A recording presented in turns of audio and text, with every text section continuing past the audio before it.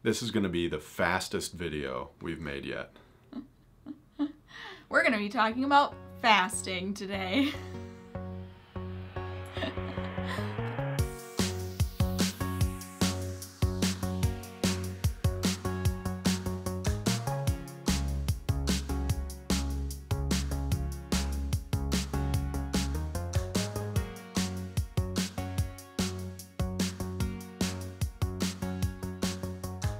Greetings. Fish on Fridays coming back at you, coming in hot. This Friday we're going to talk about fasting. You already said that, but I'm going to say it again. Only faster. This Friday we're going to be talking about fasting. Blah, blah, blah. Hey Hannah, what is fasting? What is fasting? I don't get it. What is it? Fasting is when we give up something or reduce something in our lives. So for example, on Fridays, the whole Catholic Church gives up meat because it's a tradition we do, and there's more history behind it, but a lot of it is rooted in tradition of giving up something as a community, and then we also as individuals give up things or reduce something during Lent. Why do we do this, Neil? Are you asking me why we fast? I am. Let me tell you. Fasting has biblical roots all over the place. All over the place. All over the place? If there was a fasting tree, that sucker would have roots flowing all throughout the ground, just everywhere. There's roots. Okay. I didn't realize roots made that sound. They do. Let me just name a few biblical passages that deal with fasting. 1 Corinthians chapter 7, verse 5. 2 Samuel chapter 1, verse 12. And the list goes on and on and on and on and on and on. There's fasting all over the Bible, people. I'm going to focus on a couple of the verses to really talk about, though. The first passage I want to look at is from Exodus chapter 34, verse 28. And it says, Moses was there with the Lord for 40 days and 40 nights without eating bread or drinking water. And he wrote on the tablets the words of the covenant, the 10 Commandments. By some miracle, Moses survived not eating bread or drinking water for 40 days and 40 nights. That's pretty cray-cray. It's probably a miracle of God that he survived that. But it then provided him with the means to write down the 10 Commandments, like the foundations of like how to live life. So Moses needed to prepare his heart to then receive God and then give God to the people. Let's move ahead to the time of Jesus now. In the Gospel of Luke, chapter 4, verses 2 to 4, Jesus is tempted by the devil. It says, where for 40 days he was tempted by the devil, he ate nothing during those days, and at the end of them he was hungry. I would be too! The devil said to him, if you are the Son of God, tell this stone to become bread. Jesus answered, it is written, man shall not live on bread alone. Take that, devil. Burn. Jesus himself fasted. He abstained from something. If we look ahead even further to the time of the apostles, you know, they've seen this Jesus dude. They're trying to live out their lives as disciples of him and spread his good news. Paul writes, do not deprive each other, except perhaps by mutual consent and for a time, so that you may devote yourselves to prayer. Then come together again, so that Satan will not tempt you because of your lack of self-control. So Paul here says the purpose of fasting is to remove something that's distracting us from God, and then because we've removed that thing, we can devote ourselves to something godly, like prayer. A lot of times during the year, we fill our lives with a lot of other things, and we lose focus and don't always give enough time to God, who feeds us with these spiritual gifts that we really, really need. And also, it gives us more time than for the people around us to interact with them or to do other things. It gives us more time for us, like Neil said, for prayer or for the gym or for reading or things that maybe, again, you filled that time in the past with something that wasn't as productive or good for you. Bugle, how do we fast? How do we fast? We look at our lives and we find something that we want to, again, reduce in our lives or just cut out for Lent. So this, for example, this Lent, I am, as usual, cutting out pastries and donuts because I absolutely love them.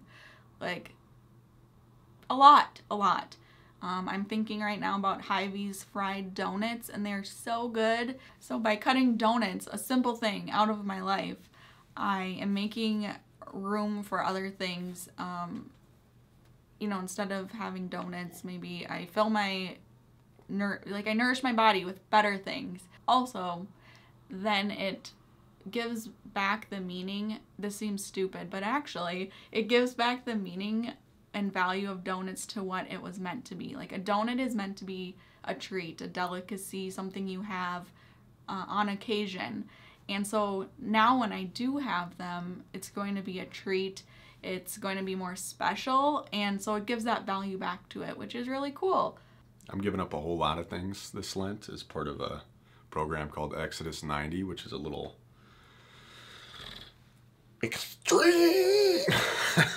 It's a little extreme, but it's making me appreciate, like Hannah said, the things that I've given up a lot more. So I gave up hot showers. That's weird, but one thing I gave up. I gave up all sweets. He's still showering, I think, right? I gave up all sweet treats. I gave up sweet drinks. I gave up TV and movies. I gave up music that doesn't lift my soul up to God. There's a whole bunch of stuff I've given up, and it has given me a lot more time to focus on my relationship with God. It's allowed me to add more prayer into my day. It's allowed me to recenter my life so far this Lent. He made dinner the other night for me, which was really nice. So I had time for that, and just time for It was tater tot hot dish. Let's not get too excited here, okay? It's good though. And during this whole time that Neal's given up all of this stuff, he has remained joyful and he's not been complaining about it, which is part of fasting. And they talk about it in scripture, that you shouldn't look gloomy when you fast or make it about you, because I think sometimes we're like, oh my gosh, I gave up these things. My life is really hard. Pity me. Right? Yeah. And that's not what it's about. Like, if that's how you're going to be, you know, or if that's how I'm going to be, then why would I give that up? Because then it's almost like, give me pity, and then that's my reward. But I don't want that. Like, the focus is, again, making time for God. Did Christ suffer for us? Yeah. Should we maybe suffer a little bit for him? Yeah. I'm going to whip up that scripture really quick here, just for you guys. This is from Matthew chapter 6, verses 16 to 18, concerning fasting. Jesus says, "And when you fast, do not look dismal like the hypocrites, for they disfigure their faces, that their fasting may be seen by men." Disfigure their faces, aka, that was okay. "Truly I say to you, they have their reward. But when you fast, anoint your head and wash your face, that your fasting may not be seen by men, but by your Father who is in secret. And your Father who sees in secret will reward you." So when you're in the lunch line on a Friday, and they're about to hand out either a nice sausage pizza, Hamburger, cheeseburger, a nice delicious cheeseburger, or some rubbery fish sticks, gross. You don't scowl when you accept those fish sticks. You accept those fish sticks with a smile. Because you're sacrificing to grow closer to God. Embrace the suffering. But then to also recognize that it's just not about this like gloomy time. Actually, Lent is a really beautiful time, and it does have a joyfulness to it, in that you are growing closer to God and the people around you. Like, I want to emphasize that, because sometimes like, oh my gosh, why would I do that if it's all of this rubbery fish sticks and cold showers? But it actually has a beauty to it, and you will find yourself more joyful. Go on. Wow, fastest video ever. No, I didn't give up coffee for Lent. That's the fuel.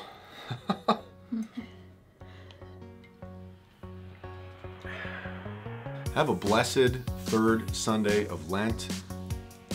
We'll see you right back here next week. At Fish on Fridays. It's your Friday Fish Fix. Okay, we're done. I was watching the Teapups last 2 minutes of the game last night while I was stretching at the rack. I was, after my workout, whatever. And they were behind, and they lost. The Minnesota Timberwolves should give up losing for Lent. I agree.